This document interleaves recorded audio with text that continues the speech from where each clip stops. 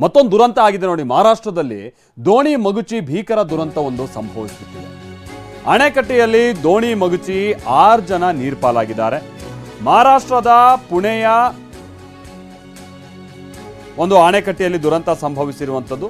ಉಜ್ಜಯಿನಿ ಅಣೆಕಟ್ಟೆಯಲ್ಲಿ ಸಂಭವಿಸಿರುವಂತಹ ದುರಂತ 6 ಜನ ನೀರ್ಪಾಲಾಗಿದ್ದಾರೆ. ರಕ್ಷಣಾ ತಂಡಗಳು ಶೋಧ ಕಾರ್ಯವನ್ನು ಮುಂದುವರಿಸಿವೆ. ಇಂದಾಪುರ ತಾಲೂಕಿನ ಕಲಶಿ ಗ್ರಾಮದಲ್ಲಿ ನಡೆದಿರುವಂತಹ ಘಟನೆ ಇದು.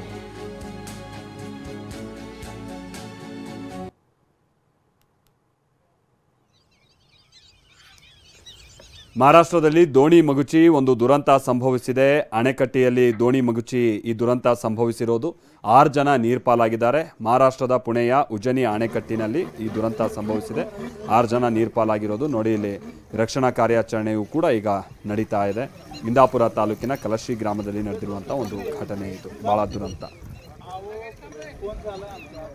ನಮ್ಮ ರಾಜ್ಯದಲ್ಲಂತೂ ನೀರಿನ ದುರಂತ ಮೇಲಿನ ಮೇಲೆ ಸಂಭವಿಸ್ತಾ ಇದೆ. ನೀವು ಡೈಲಿ ನೋಡ್ತಾ ಇದ್ದೀರಾ. ಅದು ಕೃಷಿ ಹೊಂಡದಲ್ಲಿ ಬಿದ್ದು ತೀರ್ಕೊಂಡ್ರು, ಮೊನ್ನೆ ಕೆರೆಯಲ್ಲಿ ಬಿದ್ದು ತೀರ್ಕೊಂಡ್ರು, ನಿನ್ನೆ ನೋಡ್ರೆ ಆ ಸಂಪಿಗೆ ಬಿದ್ದು ಒಬ್ಬ ಹುಡುಗ ತೀರ್ಕೊಂಡ.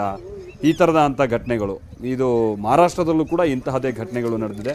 ಅದರಲ್ಲೂ ಈ ಕಲಶಿ ಅನ್ನುವಂಥ ಪ್ರದೇಶದಲ್ಲಿ ನೋಡಿ ಈ ಪ್ರಮಾಣದಲ್ಲಿ ನೀರಿದೆ.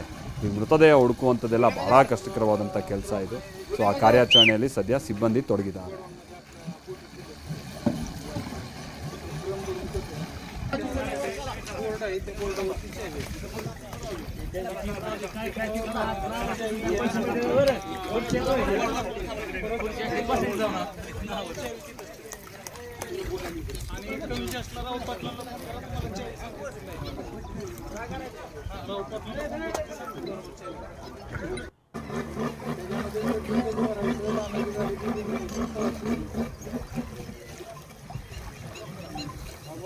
ನೀರಿನ ಪ್ರಮಾಣ ಕೂಡ ಬಹಳ ಹೆಚ್ಚಿದೆ. ಹೀಗಾಗಿ ಮೃತದೇಹವನ್ನು ಹುಡುಕುವಂಥದ್ದು ಕೂಡ ಬಹಳ ಕಷ್ಟಕರವಾಗ್ತಾ ಇದೆ.